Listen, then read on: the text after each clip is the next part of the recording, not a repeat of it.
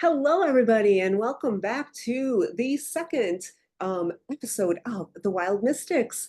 My name is Barbara Moore, and I am here with my good friend. I'm Charles Harrington, and I like tarot.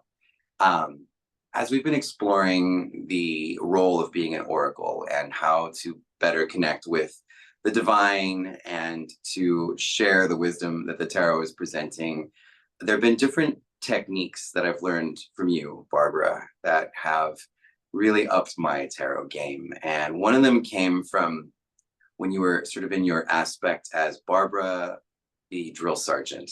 And that is the advice for tarot readers to not show their work at the table. So I would just love for you to share with our good friends the what does it mean to not show your work at the table, and why is that important for tarot readers? Hmm. Thanks. That's a really good question, and it is one of my favorite tips. If you want to embody your role as an oracle, one of the things tarot readers like to do. Well, let's face it, tarot readers love tarot.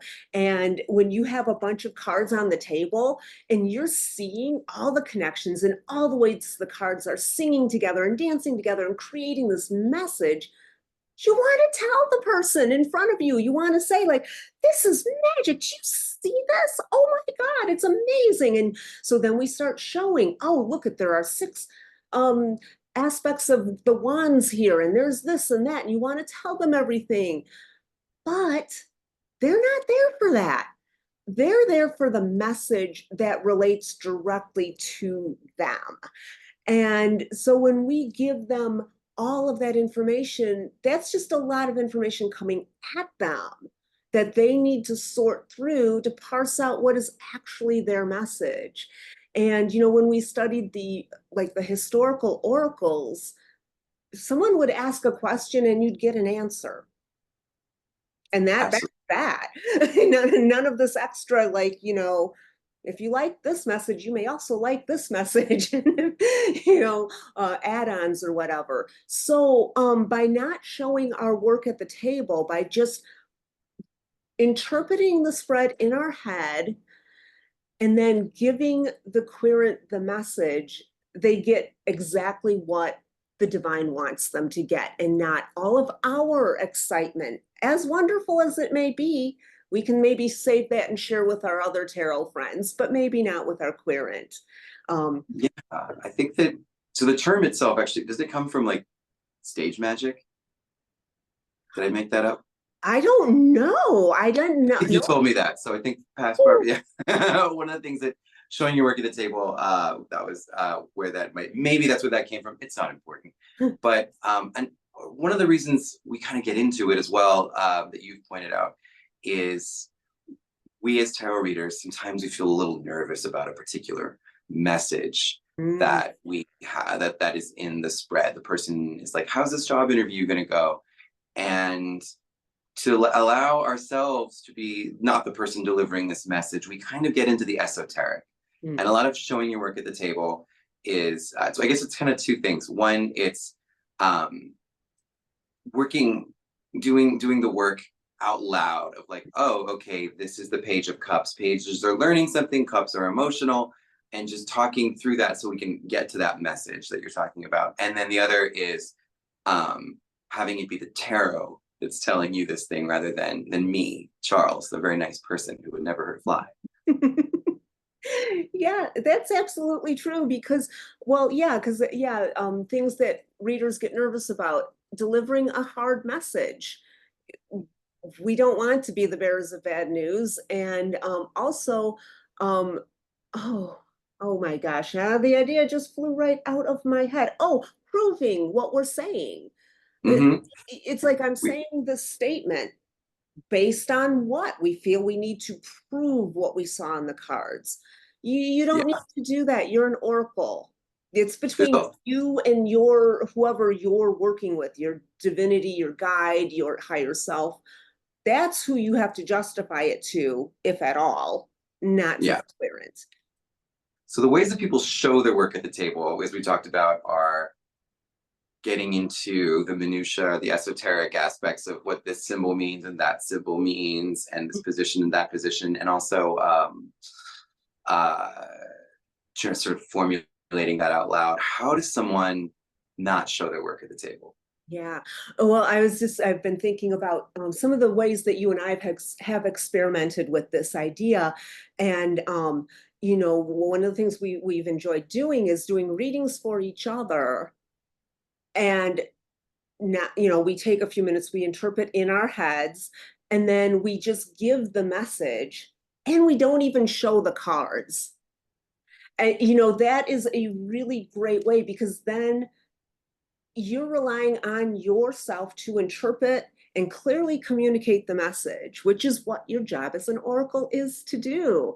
And yeah, so that though, yeah, you do a reading, you pull the card, you consider the card, you go through the permutations in your head, you figure out what you're going to say, and then you say it and only it. And oh, are we going to do the don't ask them if it makes sense to them? Or That's an important question. Did you just ask me if that makes sense, though? no, I asked you if we should Oh, yeah, wait, yeah. All discuss right, making that sure. No, no, question. sure. All right. I'm guilty of very often in a tarot reading making some statement. It looks like there's an opportunity for you to be creative. Does that make sense? And what happens when we do that in a reading for the querent? Oh, well, you're requiring the querent to make you feel better about the message you just gave.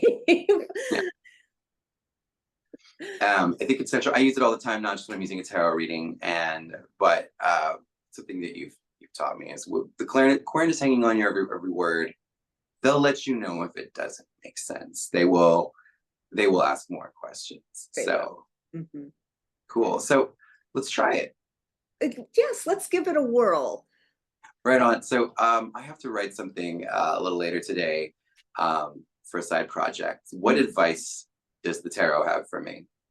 Well, let's find out. I'm going to shuffle my cards super quick here since we are live. So you have to write something. So, right, the thing that you are working on right now, the path that you're taking with this project, Tarot would suggest it's probably not the correct path for you. Like you want it, the path that you're taking, the approach that you're looking at right now is too small, too narrow. It is, you need more scope, you need more freedom, you need more expansion, breaking out, bigger, broader, more creative, something like that. And because you're probably having a sticking point right now. And if you, all you need to do is like blow open the box, and that will help get you, it'll help you solve this problem that you're looking at, whatever it is. And that is your reading. Thank you. And then afterward, if you can show the person what card did I get? Well, I went a little off the script that we agreed on because I like to read with more than one card. So I had 3 cards. I tell I you. know, I suck. You can't trust me one bit. Um, No.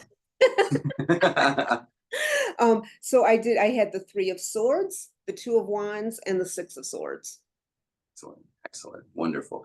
One of the great things about doing this is if you're ever reading for another tarot reader, and a lot of times we read for other tarot readers, if you're doing a reading for me and you say, oh, okay, the card in your past is, 3 of Swords, I'm already doing the reading myself. I'm not actually listening anymore. Like whatever you come up with is great, but I've already forming ideas. Anyway, what's your question? Oh, yes, my question is, I'm having a little trouble connecting with a friend, and any advice on kind of overcoming that distance? All right.